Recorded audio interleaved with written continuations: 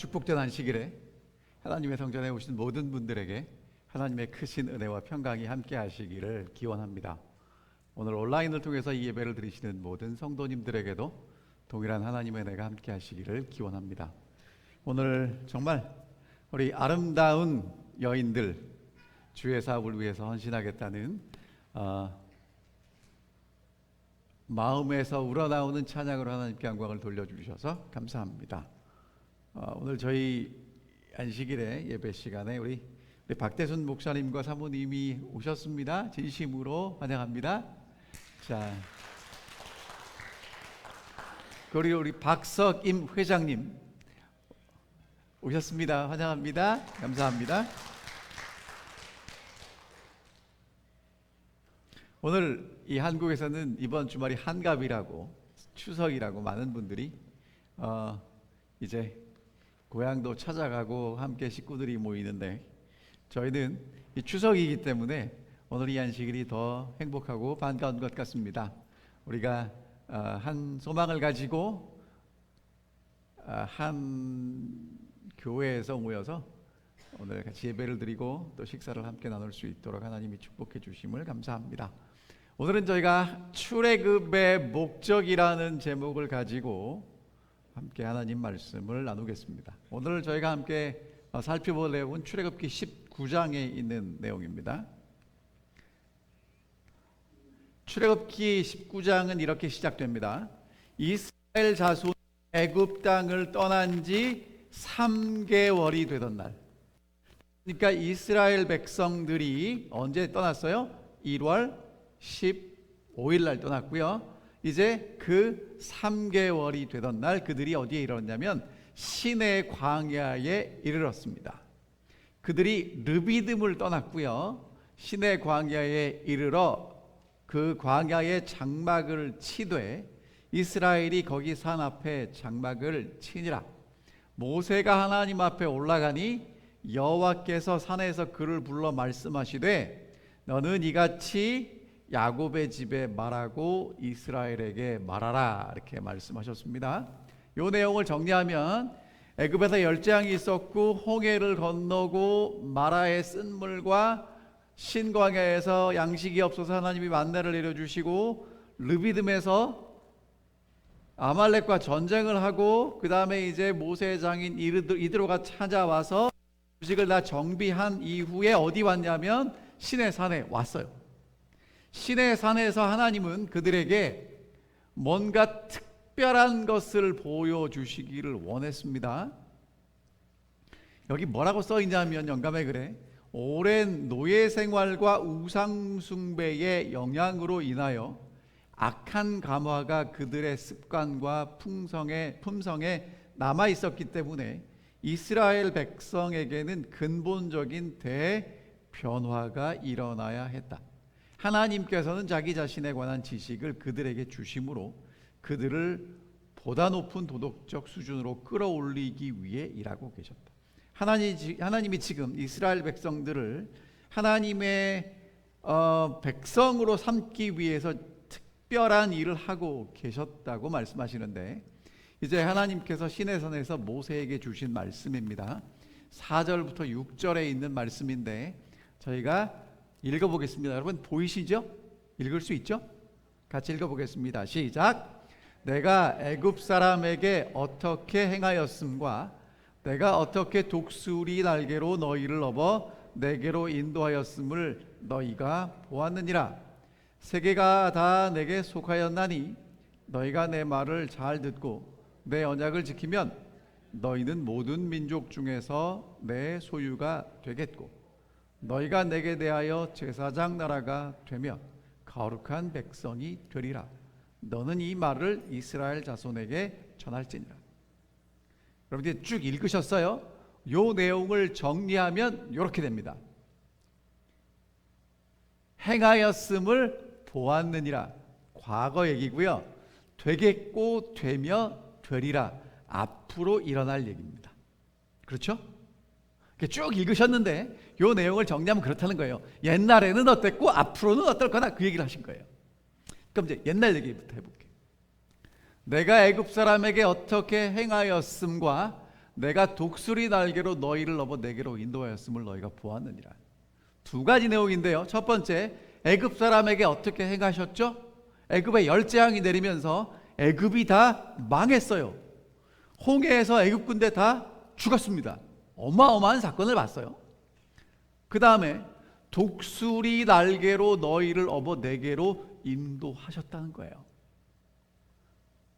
여러분, 이게 무슨 얘기 같으세요? 여러분, 저 독수리 보이시죠? 우리 멀리 있지만 어쨌든 독수리가 하늘에 나는 거 보이시죠? 요즘 그 동물의 왕국, 옛날에는 동물의 왕국이었고 요즘은 내셔널 지오그래픽 가면 이 독수리 얘기 자세히 얘기 나오거든요. 그런데 이제 독수리가 하는 일이 뭐냐면 신명기 32절에 보면 자기 보금자리를 어지럽히고 새끼 위에 너풀거려서 새끼를 받으며 그 독수리 새끼를 아주 강한 독수리로 키워내는 얘기가 있어요. 그래서 제가 찾아보니까 여러분, 이제 이 독수리 새끼 보이십니까? 저기 보이세요? 저 큰 독수리가 새끼를 낳아서 부화시키면 이렇게 됩니다. 별 볼 일이 없어요. 조금 더 컸습니다. 여러분, 저기 물고기 잡아다가 새끼 먹이는 거 보이시죠? 이 얘기가요, 무슨 얘기를 하고 있는 거냐면, 원래 하나님이 히브리 노예들을 애굽에서 인도해내서 지금 뭐 만들고 있다는 거예요? 독수리 만들고 있다는 얘기예요. 이렇게. 그래서 이제 새끼들이 크면 이제 저렇게 되는데, 여러분, 이게 지금 이제 제가 어제 유튜브에서 캡처한 거거든요. 독수리도요, 처음부터 잘나는 게 아니에요. 저는 독수리는 처음부터 날개를 쫙 펴고 잘날 줄 알았더니 그렇지 않고, 지금 저 독수리가 이제 다 컸는데 아직 날지를 못하니까 그 절벽에 집이 있잖아요. 그러니까 이제 바람이 불어오니까 거기서 이렇게 조금씩 여기서 저기로, 저기서 여기로 이렇게 왔다 갔다 해요. 나는 연습하는 거예요. 그러니까 여러분, 독수리도 처음부터 잘나는 게 아니었다는 겁니다. 그래서 이제 나중에는 어떻게 돼요? 저렇게 창공을 멋지게 날아가는 독수리가 된다는 거예요. 하나님이 뭐라고 말씀하셨냐면, 하나님 백성들을 애굽에서 이끌어내서 광야에서 지금 뭐 하고 계신다고요? 키우고 자라게 하신다는 거예요. 하나님을 믿고 신뢰하면 부족한 것도 없고 겁나는 것도 없는 하나님의 백성, 하나님의 자녀가 되도록 지금 뭐 하고 계신다는 거예요? 키우고 계신다는 거예요. 여러분, 그래서 실수해도 됩니까? 안 됩니까? 돼요. 뭐만 되면 돼요. 이제 잘하기만 하면 되는 거예요. 여러분, 어느 쪽 선택하시겠습니까? 어느 쪽입니까? 둥지에 있는 새끼 독수리 되실래요? 하늘을 나는 독수리 되실래요? 하늘을 나는 독수리가 되시려면 뭐 하셔야 돼요? 하나님을 믿고 신뢰해서 공중을 나는 연습을 계속 하셔야 되는 거예요. 지금 하나님이 그 연습시키고 계셨다는 거예요. 그래서 다시 보면 열재앙, 홍해, 마라의 쓴물 사건, 신광야에서 양식이 없던 사건, 르비딤에서 하나님을 원망해서 반석에서 물이 나온 사건, 아말렉과의 전쟁, 그 모든 것들이 하나님이 지금 이스라엘 백성들을 뭐 하고 계셨다고요? 훈련시키고 큰 독수리로 키우고 계셨다는 거예요. 여러분, 그래서 이스라엘 백성들이 여기서 이제 굉장히 잘못하고 원망하고 불평하는 게 계속 나오는데, 하나님이 뭐 말씀하세요? 안 하세요? 꾸중하지 않으세요? 배워야 되니까, 연습해야 되니까, 훈련받아야 되니까. 자, 그래서 하나님의 훈련 과정은 하나님의 은혜로 하나님을 신뢰하는 하나님의 목적을 이루는 백성으로 삼기 위하십니다.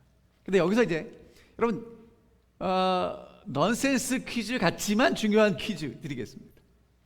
하나님은 이스라엘을 독수리 날개로 업어서 어디로 인도하셨나요? 자, 성경절을 읽고 대답하십시오. 어디로 인도하셨나요? 네? 자, 잘 보고 대답하세요. 어디로 인도하셨어요? 어디로? 아멘. 여러분, 이제 대부분의 분들은 어디로 인도하셨다고 대답을 하냐면 시내 산. 왜? 지금 어디 왔으니까? 시내 산에 왔으니까. 근데 성경은 뭐라고 써 있어요? 네개로. 여러분, 이거 같은 얘기 같지만 다른 얘기예요. 하나님은 이스라엘 백성들을 어떤 장소로 인도하시는 게 아니고요, 하나님이 계시는 하나님께로 인도하셨어요. 그러니까 오늘 여러분과 제가 가야 할 곳은 천국이라면 천국이 좋은 곳이기도 하지만 거기 누가 계셔요? 하나님이 계시니까 가는 거예요. 하나님이 계시지 않으면 그곳은 천국이 아니라는 겁니다. 자, 그 다음 문제. 왜 인도하셨나요? 여기 목적이 있어요. 이 말씀을 요약하면 이렇게 됩니다. 내 소유가 되겠고 내게 대하여 제사장 나라 거룩한 백성이 되리라. 자, 한번 같이 읽어볼까요? 내 소유가 되겠고 제사장 나라가 되며 거룩한 백성이 되리라. 이렇게 이해하시면 안 돼요. 오랫동안 애굽에서 종살이 했으니까 이제 자유롭게 살아라가 목적이 아니라는 거예요. 여러분, 잊어버리시면 안 돼요. 이걸 우리한테 적용하면 예수 그리스도의 십자가로 우리를 왜 구원하셨죠? 그냥 우리를 죄에서 구원하시고 생명 주셔서 잘 살아라고 구원하신 게 아니라 구원하신 뭐가 있다는 거예요? 목적이 있다는 거예요. 그거 잊어버리시면 안 됩니다. 어떤 사람이 얼마나 가치가 있을까 궁금해서 한 현자를 찾아갔답니다. 그랬더니 그 현명한 사람이 보석을 꺼내주더래요. 그러면서 시장에 가서 절대로 팔지는 말고 이 값어치가 얼마나 되는지 좀 물어보고 오라고 시켰다는 거예요. 그래가지고 이제 이 사람이 보석을 들고 시장에 가서 이제 물어봤어요. 과일 가게 주인한테 갔더니 이 보석이 5불짜리라고 했어요. 왜? 과일 가게 주인에게는 그밖에 안 보이는 거예요. 채소 가게 주인은 10불을 불렀어. 철물점 가게 주인은 30불 가짜일 수 있다는 거예요. 근데 이제 마지막으로 보석상 주인한테 갔더니 그 보석상 주인 눈이 이렇게 둥그레지더니 당신이 요구하는 만큼 내가 다 줄 테니까 이 보석 다 달라는 거예요. 그래가지고 이제 갔다 와서 그 얘기를 이제 현자에게 했습니다. 그랬더니 이렇게 얘기를 하죠. 사람은 평가하는 사람에 따라서 그 보석의 가치가 달라질 수 있다는 겁니다. 여러분 있죠? 자꾸 사람들이 옆에서 내게 뭐라고 하는 얘기 듣고 내 가치가 그만큼밖에 안 된다고 생각하지 마시기 바랍니다. 오늘 여러분과 저는요, 하나님 앞에 이스라엘 백성들의 가치, 하나님 앞에 내 가치가 얼마나 되는지를 잘 아셔야 돼요. 그게 우리의 진짜 가치입니다. 그 한국에 여러분 저거 있어요? 진품 명품 하는 거 있어요? 진짜 이 옛날에 그 물건이 얼마나 가치가 있는지. 동네 사람들끼리 아무리 얘기를 해도 그 전문가한테 가면 전문가가 평가하는 가치가 진짜죠. 그렇죠? 여러분, 오늘 여러분과 제가 아무리 우리 가치를 얘기를 해도 누가 얘기하는 가치가 진짜예요? 하나님, 우리를 창조하시는 하나님 말씀하시는 가치가 진짜라는 겁니다. 하나님 뭐라고 말씀하시냐면 내 소유가 되겠고. 여러분, 우리가 누구 소유래요? 하나님 소유래요. 신명기 26장에는 보배로운 백성, 말라기 3장에는 하나님의 특별한 소유. 여러분, 하나님 소유면 하나님이 빼앗깁니까? 안 빼앗깁니까? 잊어버리면 찾아요, 안 찾아요? 그러니까 여러분, 고민할 게 없어요. 지금 아까 우리 용빈 학생이, 청년이 간증을 한 것처럼 힘들고 어렵고 그냥 나 혼자 굴러다니는 것처럼 보일지는 몰라도 나는 누구 소유라는 거예요? 하나님의 소유예요. 왜? 하나님이 우리를 창조하셨고 십자가에서 우리를 구원하셨기 때문에 나는 누구 거예요? 하나님 거예요. 잊지 마시기 바랍니다. 두 번째, 뭐가 되겠대요? 제사장 나라가 된대요. 사명이 없는 은혜는 진짜 은혜가 아니라는 거예요. 하나님이 은혜를 베푸셨을 때는 그 은혜를 베푼 그 사람을 통해서 하고 싶은 일이 있다는 겁니다. 내가 여기 왜 존재하는지 모르면 사실은 재미가 없어요. 여러분 그 얘기 아세요? 사람들이 이제 광고를 냈답니다. 사람을 구함. 그래갖고 사람이 와. 오늘 여기서 구덩이를 파면 내가 당신에게 50불을 주겠습니다. 그리고 이제 이 구덩이를 다시 메우면 다시 50불을 주겠습니다. 그게 계약이에요. 그런데 사람이 와서 열심히 땅을 팠어요. 그러니까 받을 수 있어요. 50불. 그래서 또 어떻게 했어요? 메워서 100불을 벌었어요. 그 다음날 또 오라는 거예요. 시키는 일이 뭐예요? 또 구덩이 파래. 그리고 또 뭐 하래요? 50불 벌고 또 구덩이를 메웠더니 50불 또 벌고. 근데 여러분 그 사람이 그 일을 며칠이나 할 수 있을까요? 아무런 이유 없이 하면요 오래 못. 그런데 여러분 똑같은 일이라도 이 도시가스 파이프를 묻기 위해서 땅을 파고 파이프를 묻고 다시 땅을 덮으면 그 일은 하는 거예요. 왜 합니까? 이 도시가스 파이프를 묻어서 누군가에게 필요한 것들을 제공한다고 생각하면 그 일은 할 수 있는 것입니다. 여러분 있죠? 하나님께 하나님 목적은 없어도 좋지만 복이나 잔뜩 주세요. 그런 기도 안 하셨으면 좋겠어요. 만약에 여러분이 그렇게 하나님께 축복을 받았어도 천국 가서 영원히 아무런 이유 없이 그렇게 사신다면 살 수 있을까요? 재미없을 겁니다. 과 저를 하나님 앞에서 하나님을 섬기는 사람으로 부르셨어요. 이사야 61장에 보면 여호와의 제사장, 하나님의 봉사자라고 우리를 부르십니다. 그럼 제사장이 하는 일은 두 가지예요. 백성을 대표 하나님 앞에 제물과 기도를 하나님을 섬기는 일을 합니다. 그리고 또 한 가지는 뭘 하냐면 하나님의 응답과 축복을 백성들에게 전달하는 일을 해요. 그래서 백성을 축복합니다. 제사장이, 그러니까 모세가 성소를 짓고 모세와 아론이 하나님 앞에 제사를 드렸을 때 그 다음에 한 일이 뭐냐면 백성을 향해서 축복하는 일이에요. 그러니까 여러분 하나님의 제사장이 된다 함은 뭘 하는 거냐면 하나님을 섬기고 하나님께 받은 축복을 옆에 있는 사람에게 나누어 주는 일이에요. 그러니까 오늘 여러분과 제가 하나님의 성전에서 예배를 드리고 돌아가신다면 오늘 하나님의 축복을 많이 받고 내가 만나는 사람에게 뭘 나눠 주셔야 돼요? 축복을 나눠 주시는 일을 하시라는 겁니다. 그러니까 나는 오늘 교회 가서 예배 드리고 축복 많이 받았다. 너는 너고 나는 나다. 이렇게 사시면 안 된다는 거예요. 자, 그리고 이제 뭐라고 말씀하시냐면 어떻게 살라고 말씀하십니까? 거룩한 백성이 되라고 말씀하십니다. 거룩은 어떤 뜻이 기본적으로 있냐면 구별되는 거예요. 구별. 그러니까 하나님께 거룩을 쓰면 하나님은 우리하고 구별된 존재라는 거예요. 우리는 피조물이지만 하나님은 창조주라는 얘기고요. 그 다음에 사람이나 물건에 이 거룩이라는 단어가 쓰이면 하나님께 바치고 하나님께 구별된 사람과 물건을 거룩하다 그래요. 그러니까 오늘 우리에게 뭐라고 말씀하시냐면 하나님께 구별된 하나님께 속한 사람으로 살아가라고 말씀하시는 것입니다. 그러니까 출애굽의 목적이 뭐예요? 하나님의 소유, 하나님의 제사장, 거룩한 백성. 잊지 마시기 바랍니다. 이게 출애굽의 목적이에요. 누가 이걸 가지고 이런 그림을 그렸더라고요. 여러분 어떤 집에 살고 싶으십니까? 저게 두 개가 도면이에요.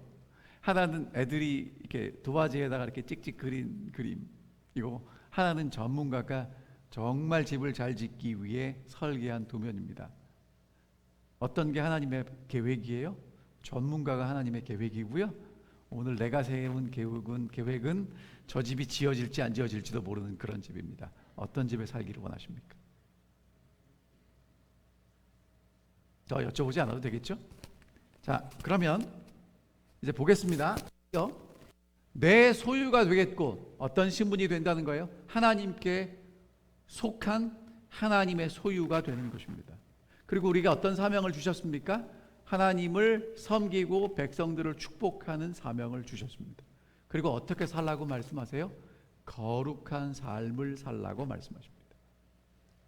자, 여러분 이 말씀은요 하나님이 이스라엘 백성들에게만 주신 사명이 아니고요, 일찍이 아브라함을 부르셨을 때 아브라함에게 친척 고향 아비집을 떠나서 내가 보여줄 땅으로 가라, 큰 민족을 이루겠다라고 말씀하신 다음에 하시는 결론이 뭐예요? 너는 복이 될지라. 한마디로 말하면 아브라함을 왜 부르셨습니까? 뭐가 되도록 부르셨다는 거예요? 복이 되도록 부르셨다는 겁니다. 그래서 이제 아브라함의 자손들이 애굽에서 나왔을 때 하나님은 그 말씀을 다시 반복하는 거예요. 뭐가 되라는 거예요? 복이 되라는 거예요. 자, 따라해 보십시다. 너는 복이 될지라. 그러니까 내가 뭐가 돼야 돼요? 그러니까 내가 하나님의 복을 경험하고 옆에 있는 사람에게 하나님의 복을 경험할 수 있는 사람이 되도록 우리를 부르셨다는 것입니다.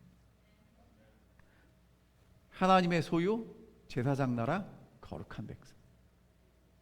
근데 여러분 기억나실지 모르지만 출애굽기 12장에 바로가 이스라엘 백성들을 유월절 저녁에 이제 제발 나가라고 하면서 한마디 붙인 말이 있어요.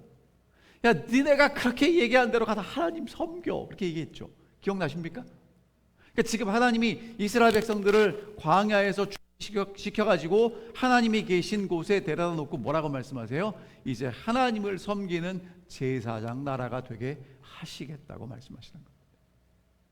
하나님의 소유, 제사장 나라, 거룩한 백성.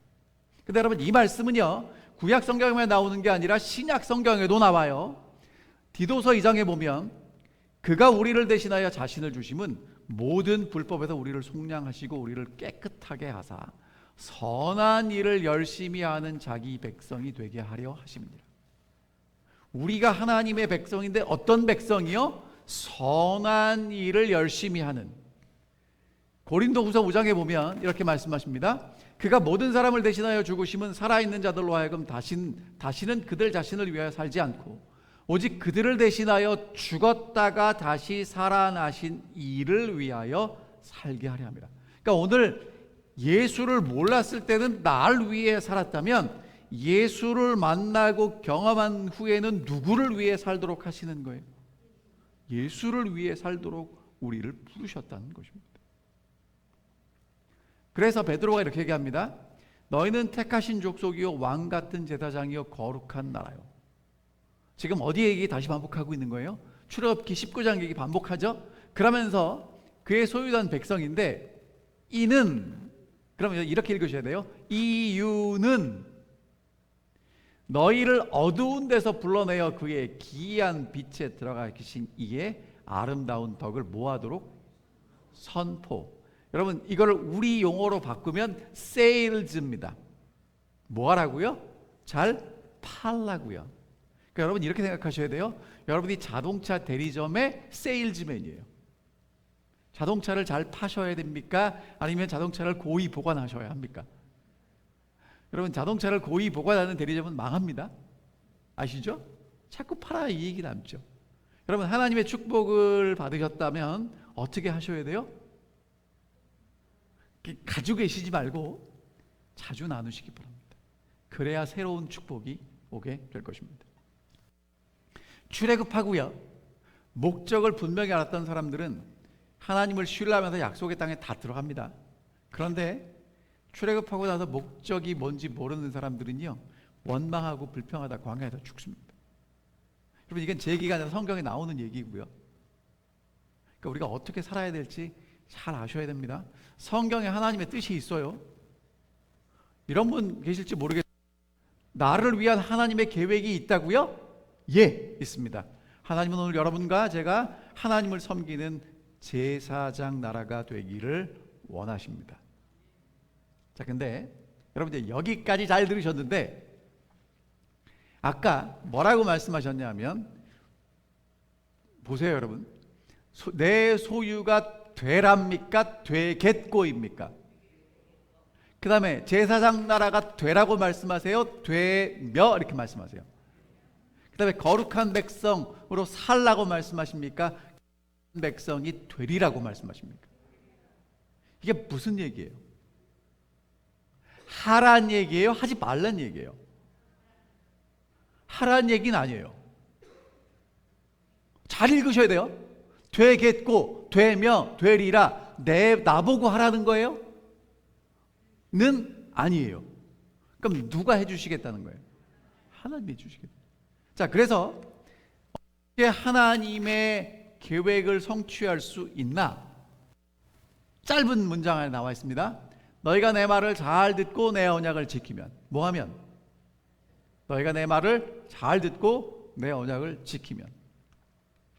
내 말을 잘 듣고가요, 히브리 원어를 살펴봤더니 이렇게 나와요.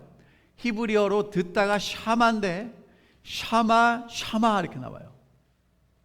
그러니까 잘 듣고가 잘도 듣다, 듣다도 듣다. 그러니까 어떻게 들으라는 거예요? 귀를 기울여서 진짜 잘 들으라는 얘기입니다. 여러분, 듣는데 듣지 않는 사람 있죠? 제가 집사람한테 가끔 아니 왜 내 얘기를 안 듣냐고. 여러분, 제가 안 듣는 게 아니라 들어도 듣지 못하는 거죠. 그렇죠? 그럴 때 있습니까? 마음이 딴 데가 있으면 안 들려요. 그러니까 하나님이 말씀하실 때 어떻게 들으시라는 거예요? 잘 들으셔야 돼요. 두 번째, 내 언약을 지키면.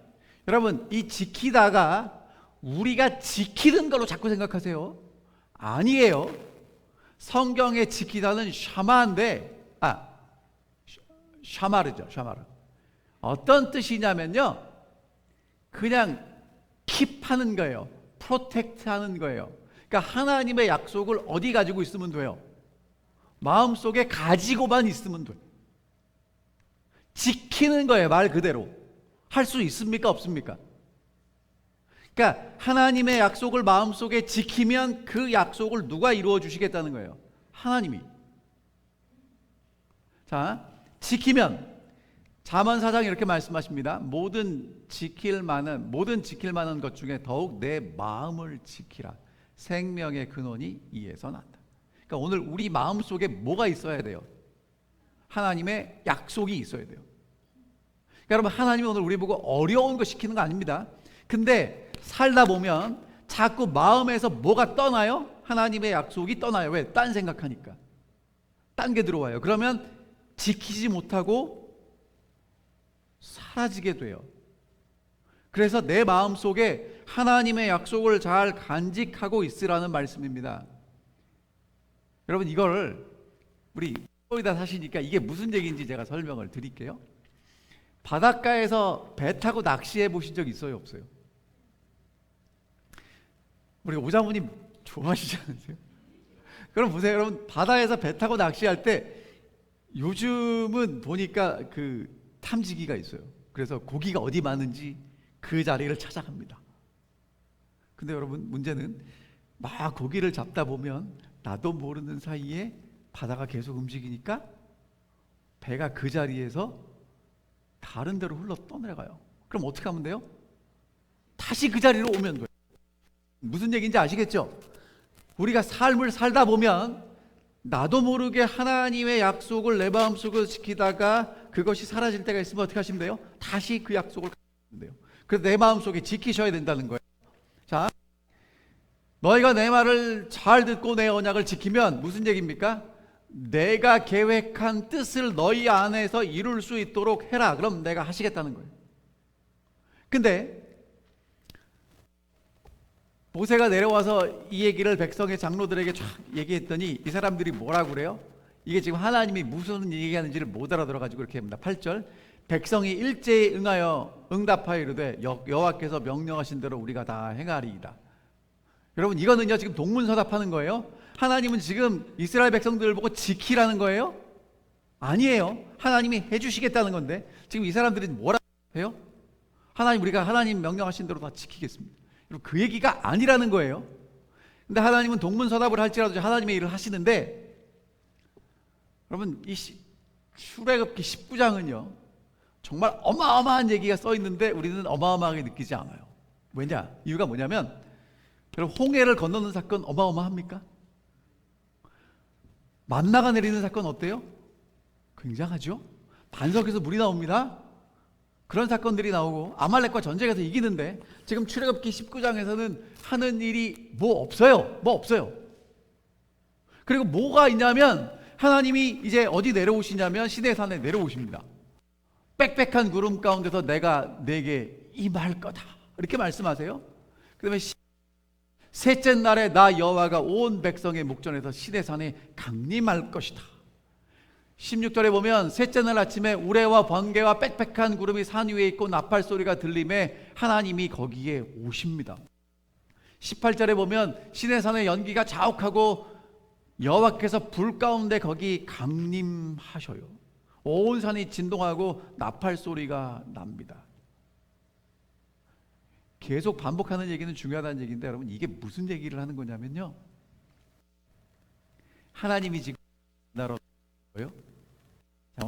이걸 주셔야 되겠는데요. 이거 주세요. 예. 하나님이 지금 누구 만나러 내려오세요?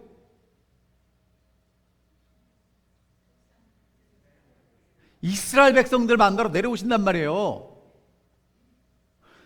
천지를 창조한 하나님이 지금 막 노예에서 나와서 몇 달밖에 되지 않은 그 사람들을 하나님의 소유로 삼고 제사장으로 삼고 싶어서 지금 누가 내려오시는 거예요? 하나님이 하늘에서 이 땅에 내려오시는 거예요. 천지 창조하신 하나님이 이스라엘 백성들 만나겠다고 시내산에 직접 강림하시는 것입니다.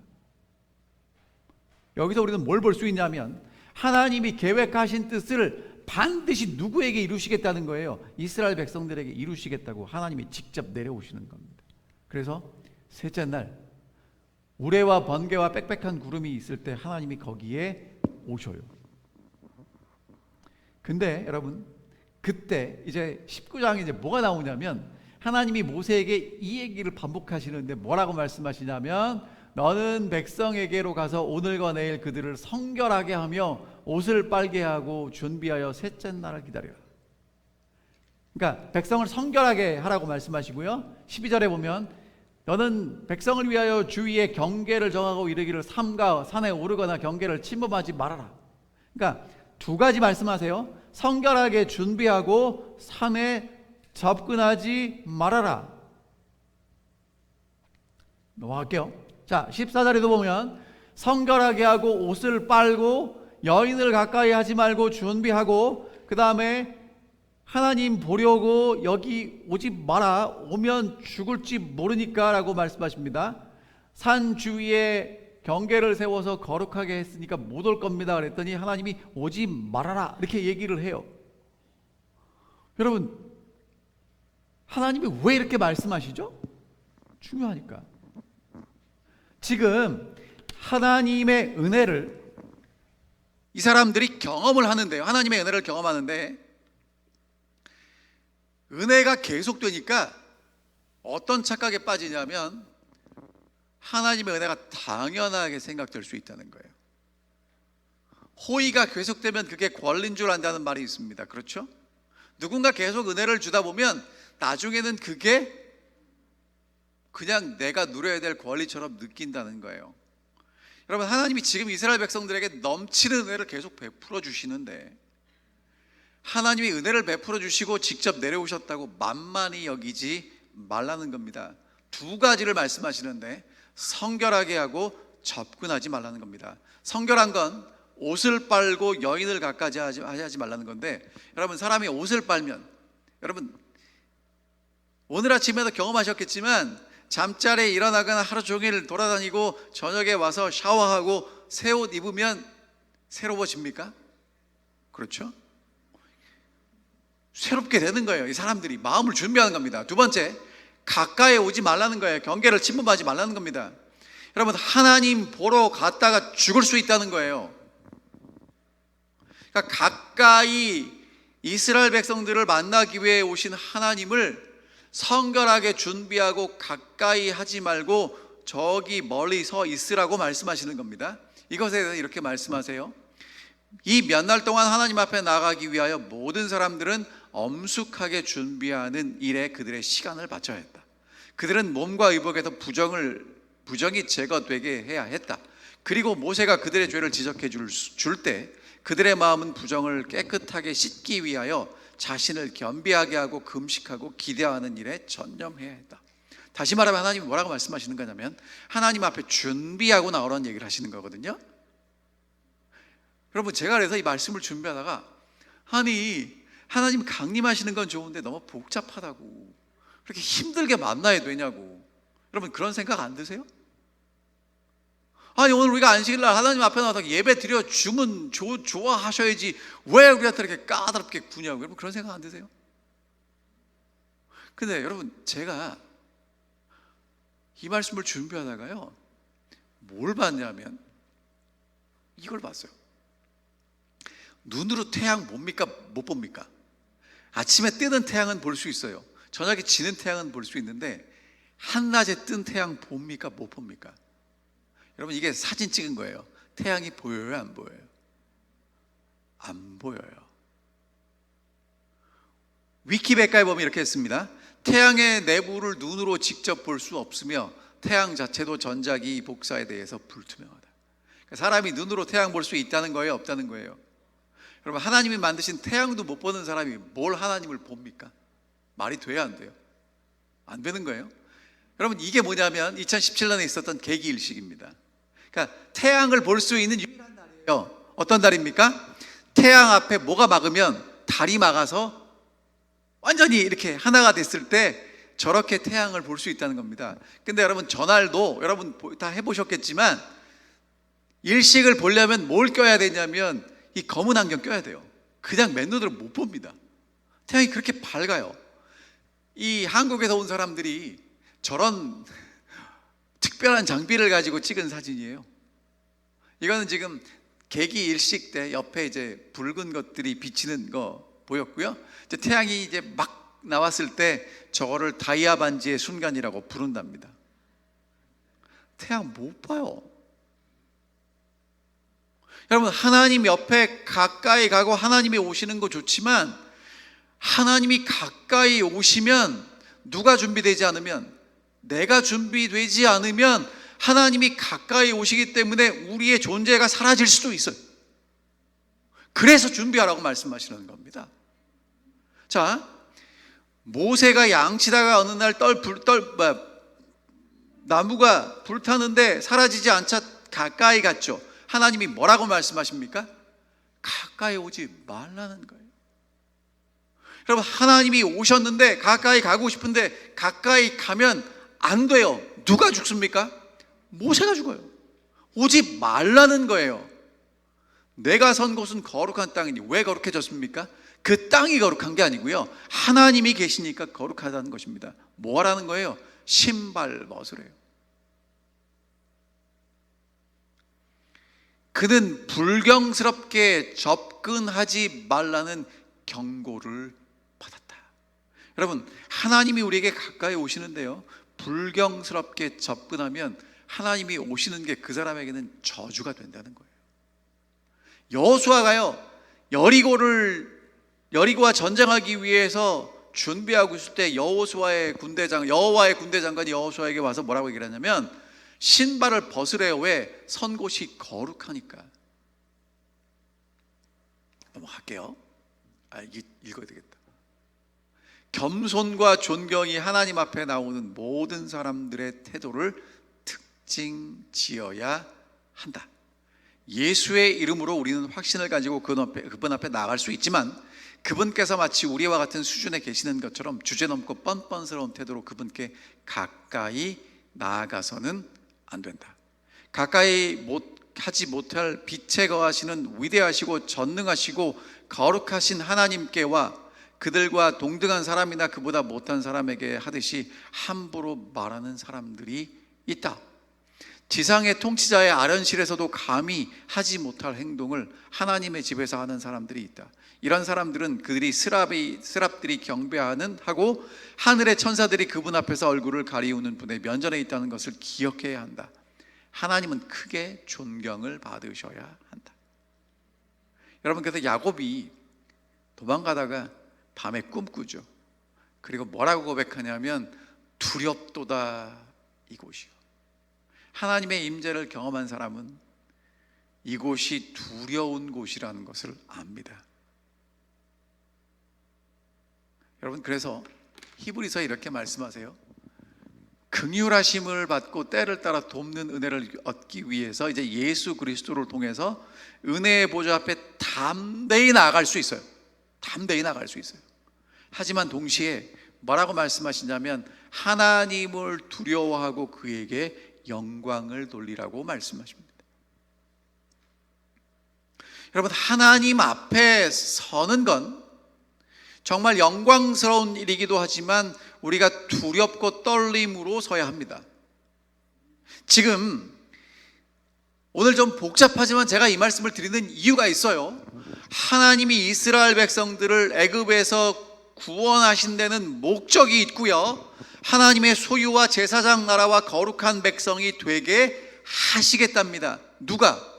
하나님이. 내 말을 잘 듣고 내 언약을 지키면. 그러다 하나님이 하나님 말 잘 듣고 하나님 언약 지키라고 어디에 오셨어요? 그 하나님이 이 땅에 오셨고요, 오늘 여러분과 제 삶에 들어오기를 원하신다는 거예요. 근데 여러분, 하나님을 두려워하고 영광을 돌리지 않는 사람은요, 하나님이 오시는 게 축복이 아니라 저주가 될 수도 있다는 것입니다. 그래서 제가 마지막으로 이렇게 좀 당부드리고 오늘 말씀을 마칠게요. 우리가 하나님이 우리를 구원하시고 우리를 구원하신 목적이 무엇인지를 분명히 압니다. 여러분과 제 의지와 상관없이 하나님은 그 뜻을 우리의 삶에서 분명히 이루실 것입니다. 우리가 하나님의 말씀을 잘 듣고 하나님의 약속을 우리 마음속에 기억하기만 한다면. 그래서 어떻게 살아가셔야 되냐면요, 하나님의 임재 안에서 살아가셔야 돼요. 내가 오늘 자든지 일어나든지 먹든지 운전을 하든지 교회에 와 있든지 밖에 있든지 무엇을 하든지 누구 앞에 있다는 거예요? 하나님 앞에 있다는 거예요. 그게 하나님을 믿고 살아가는 사람들이 살아가는 모습이라는 거예요. 그런 사람들을 통해서 하나님은 하나님의 소유가 되게 하시고 하나님을 섬기는 제사장이 되게 하시고 하나님께 거룩한 백성이 되게 하시겠다고 약속하고 계시는 것입니다. 여러분, 너무 애쓰지 마십시오. 거룩하게 살려고 애쓰지 않으셔도 돼요. 거룩하게 살려고 애쓰지 마시고 하나님을 내 마음속에 모셔드리는 일을 위해서 기도하시고 애쓰시기 바랍니다. 하나님은 오늘 우리를 하나님의 소유된, 하나님의 소유 제사장 나라와 거룩한 백성이 되도록 우리를 부르셨습니다. 그리고 그 일을 이루어 주시겠다고 말씀하십니다. 분명히 이루어질 겁니다. 하나님이 내 마음속에 계시는 한. 여러분, 이게 출애굽기 19장을 통해서 우리에게 주시는 하나님의 분명한 목적이고 약속입니다. 여러분, 정말 하나님 앞에서 살아가시게 되기를 간절히 바랍니다. 진짜 제가 또 부끄러운 제 얘기를 말씀을 드려야 되겠네요. 그리고 마치겠습니다. 여러분은 어떠신지 모르지만 여러분, 경찰차가 옆에 있을 때 운전하는 모습과 없을 때 운전하는 모습이 같습니까? 다릅니까? 저만 그런 거 아닌 것 같네요. 여러분, 우리가 나도 모르게 경찰차가 옆에 있으면 좀 달라져요. 그렇죠? 속도도 조금 줄고. 그러니까 여러분, 있을 때 하는 것과 없을 때 하는 것, 어떤 게 진짜 내 모습이죠? 그럼 제가 여쭤볼게요. 하나님 앞에서 하나님이 계시다고 하면 내가 할 수 있는 일과 하나님이 없는 것처럼 느껴질 때 할 수 있는 일은 다릅니다. 그런데 여러분, 저는 경찰에 있는 게 좀 부담스러워요. 근데 저희 어머니가 그러시더라고요. 경찰에 있으면 좋대요. 경찰이 좋아요? 그랬더니 뭐라고 말씀하시냐면 경찰이 있으면 나를 보호해 준다는 거예요. 그렇죠. 여러분, 하나님 앞에 있으면 내가 하나님의 소유가 되고요, 하나님이 나를 보호하시고 하나님이 나를 인도하시고 하나님이 내게 약속하신 것을 이루어 주실 것입니다. 너무 부담 갖지 마십시오. 그리고 하나님 앞에서 살아가십시오. 그러면 하나님의 뜻이 이루어질 것입니다. 하나님의 소유가 되고 하나님의 제사장 나라가 되고 하나님을 향한 거룩한 백성으로 살게 만드실 것입니다. 그래서 오늘도 예수 그리스도의 십자가를 바라보시고 하나님이 우리를 출애굽시키시고 구원하신 목적을 잊지 않고 살아가는 우리 모든 사랑하는 성도님들 되시기를 바라면서 말씀을 드리겠습니다. 하늘에 계신 아버지, 저희를 구원하시되 하나님께서 특별한 사명을 맡겨주셔서 감사합니다. 이제 하나님을 섬기는 거룩한 제사장으로 살아갈 수 있도록 해주시겠다고 약속해 주셨사오니 하늘아버지, 오늘 우리 마음속에 오시고 그 뜻을 이루어 주시옵소서. 하나님 말씀 잘 듣고 하나님의 약속을 우리 마음속에 간직하기를 원하오니 주님, 늘 하나님 앞에 두렵고 떨림으로 살아가게 해주시고 은혜 베푸시고 우리를 보호하기 위해 오시는 하늘아버지를 잊지 않고 기억하며 바라보고 살아갈 수 있도록 도와주시옵소서. 그래서 주님 오실 때 정말 아름다운 열매를 주님께 드릴 수 있는 충성된 종으로 살아갈 수 있도록 우리 모두를 인도하여 주시옵소서. 그 약속 믿고 한 주일 살아가겠사오니 우리와 동행하여 주시고 우리의 승리가 되어 주시옵기를 사랑 많으신 예수 그리스도의 이름으로 간절히 기도하옵나이다. 아멘.